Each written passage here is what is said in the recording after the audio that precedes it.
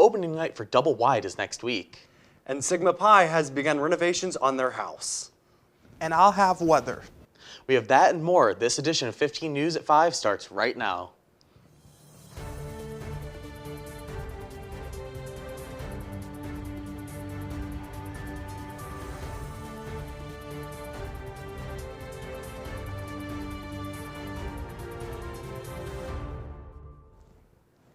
Thank you for joining us this evening on 15 News at 5. I'm Konnor Stump. And I'm Daniel Murphy. Valparaiso University's Sigma Pi fraternity has begun renovating on their house at 803 Brown Street. Valparaiso University's Sigma Pi fraternity has begun renovating. According to the fraternity's website, the proposal was presented by Keen Spurl, an alumni of Sigma Pi, at 2018 House Corp meeting with the city of Valparaiso. The city approved the project and passed a resolution to move forward with the initial planning and the removal of seven large trees. Roughly about $600,000 Sigma Pi has $450,000 of that cost covered. Receiving a nearly $300,000 donation from a gracious member of the organization, the fraternity still needs to cover the remaining $150,000 and encourages anyone to donate, saying the donation is too big or too small. Valparaiso's first entirely student-run production in over a decade, Double Wide, Texas, is opening next week. Cast member Rayleigh Bryce is excited to share the play with the public. I'm playing Georgia Dean Rudd, and I'm most excited for the audience to see how a bunch of crazy people from Texas can band together and make something really cool happen. Set in a small trailer park in Texas, the residents of two Double Wides must band together in order to stop their park from being annexed into the nearby town of Tugelo.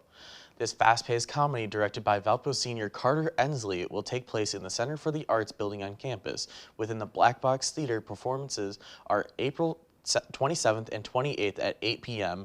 and April 29th and 30th at 2 p.m. and admission is free for all students.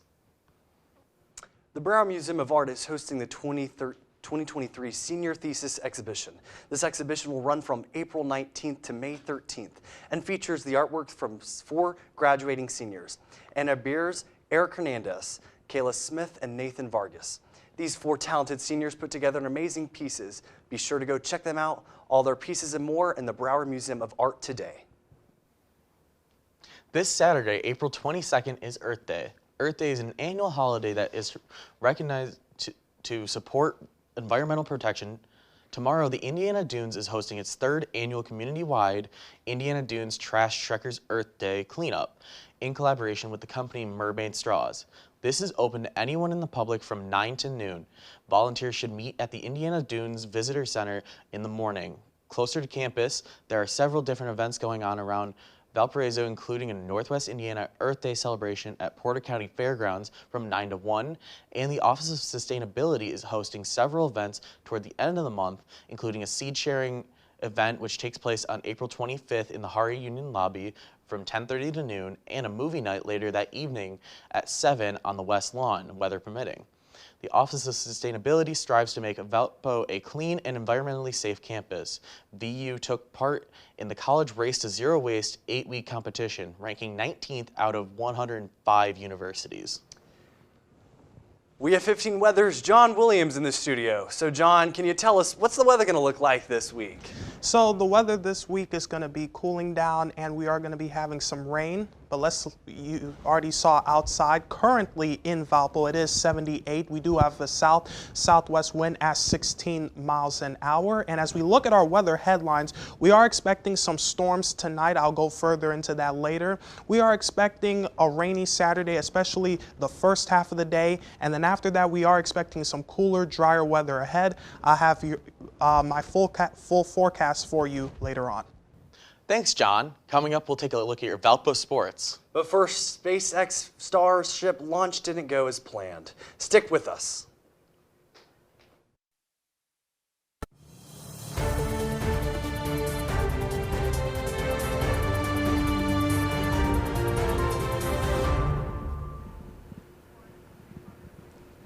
Stargazers are in for a treat starting this weekend. The leader's meteor shower returns Saturday and continues for 2 weeks. It's an annual event each April when Earth runs into debris from the comet. In the U.S., NASA says the best time to look up is around 9 at night. The shower will peak April 21st and 22nd. The meteors probably won't have dusty tails, but stargazer might see a few flashes called fireballs.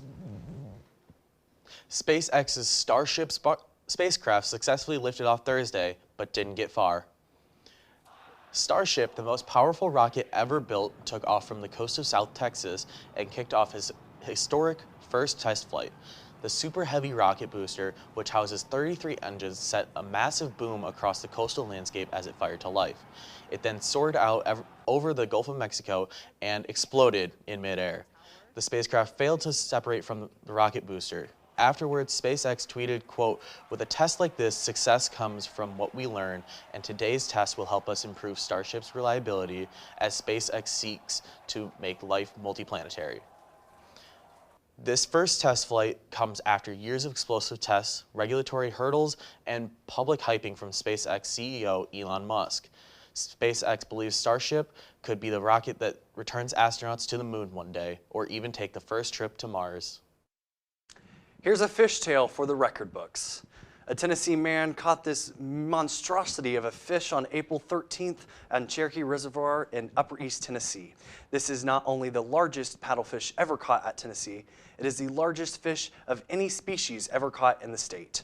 The fish weighs in at 149 pounds, 19 pounds heavier than the previous record-setting fish caught back in 1976.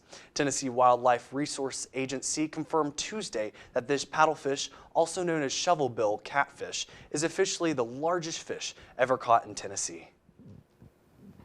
Coming up after the break, John Williams will have your full forecast. And we'll take a look at Valpo sports happening for this past week. Stick with us.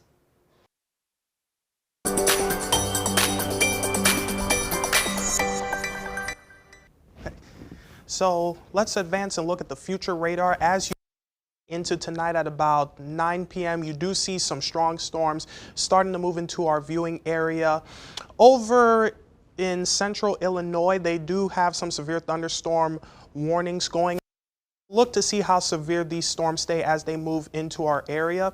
And then as we advance into Friday morning and early Friday morning, it's about 8:30 a.m. You see the rain really clearing out of our area, but you see overcast skies to start out our Friday. And then as we head into the day Friday, you see some showers coming in, especially in our western suburbs, but the clouds do start hard. And then as we advance into Friday night, about 8:30 p.m., you see some light to moderate rain across our viewing area, but nothing in terms of severes. And then as we advance into Saturday at about 6:30 a.m., you see the rain and the clouds do clear out, and you see some clear skies to start out our day Saturday. And then as we head into Saturday, this is about noon, 12:30, you see some light to moderate rain again over our viewing area, nothing on the severe side. And then as we continue to head into the day, sometimes, and then you see some patches of rain. And so currently we're 78 here in Valpo, 81 in Gary, 78 in Chicago O'Hare. And then as we take a more national look, you can see the surge of warm air moving that is really just across our area and down in the south. 75 in Houston, 80 in Mobile, 81 down in Miami. But then you can also see the cold pockets of air, 39 in Billings, 46 in Salt Lake, 44 in Denver. And then when we look ahead tonight, we are expecting a low of about 58. And then as we head into tomorrow, we are expecting rain throughout the day with a high of 62. Back to you guys.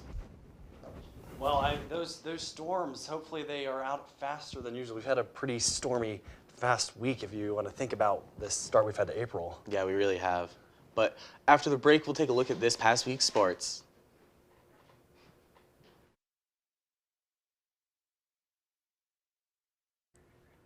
Spring cleaning is finally underway as new hiring coach, men's basketball coach Roger Powell Jr. cleared house on part of the coaching staff. Powell Jr. and Valpo Athletics have chosen Pat Baldwin as Matt Gordon to be assistant coaches alongside Kevin Butler and the special assistant to the head coach. Baldwin was head coach for Milwaukee for 5 years before going down to Georgetown last season as an assistant coach, and NBA legend Patrick Edwin, he also helped turn Northwestern's program around under Chris Collins, which resulted in an NCAA tournament appearance. Matt Gordon, a former Sooner and Rambler, joins Podwell Jr. after spending much of his career as an assistant coach to Porter Moser. The former Loyola and current Oklahoma head coach, Gordon, is used to being on winning teams, especially because he was part of the historic 2017 to 2018 Rambler run into the Final Four. Kylene Butler, former worked for another all-time Valpo great in Bryce Drew and Grand Canyon University the past 2 seasons, but joined Powell Jr.'s new staff at Valpo because of the mentorship he has been provided to Butler for the past several years. Baldwin, Gordon, and Butler are 3 of many expected new hires as Powell Jr. and Athletic Director Charles Small continue to evaluate the current status of men's basketball at the university. Out on the diamond, Valpo baseball is breaking out the brooms yet again. The Beacons recently swept Bradley this past weekend, winning all 3 games for the first time since joining the Missouri Valley Conference. Valpo swept the weekly awards as well. Bobby Nowak was named MVC Pitcher of the Week, while Jake Skrine was named Overall MVC Player of the Week. You can tune into WVUR, the source, for Friday's baseball matchup against UIC Flames.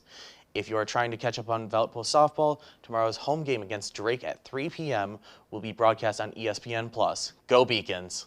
You know, it's good to see that our baseball team is starting to get back into fire. I know they had a little bit of struggle to the start of the season, but now that we have a new coach coming in for a basketball program, we have a lot of new things happening in the Valpo. Yeah, I'm really excited to see what this Valpo program does and where things go in the future with this. I hope it becomes a new dynasty for where we're supposed to go. Yes, we'll find out. Absolutely. Coming up, we'll have a final look at your 7-day forecast.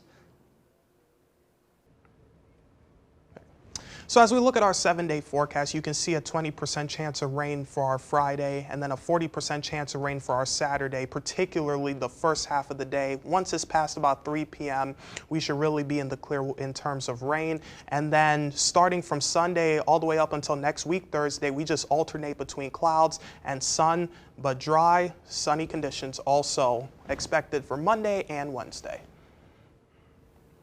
Hey, thanks, John. I have a question for you. This one came in from an Instagram follower. What are you doing this summer? That's a very wonderful question. I'm heading back home to Orlando, and I will be at the Boys and Girls Club, and I'll also be taking some vacations and eating good food. Nice. What about you? I currently don't have any plans. I'm trying to get past finals first, and then I'll start thinking of how I'm going to relax. But I know I'll do something to keep this semester off my mind. No, I understand that. I don't think I'm going to be doing much. Probably just working and getting to the gym and working out. But other than that, yeah. Hey, at least we can see that summer sun come out, though. Yes, absolutely. If you have a question for us, send it our way on Facebook, Instagram, or Twitter, and we might just answer it. You can send screenshots of forums, questions you've been asked, or questions that you have yourself. From all of us at VUTV, thank you for joining us this evening.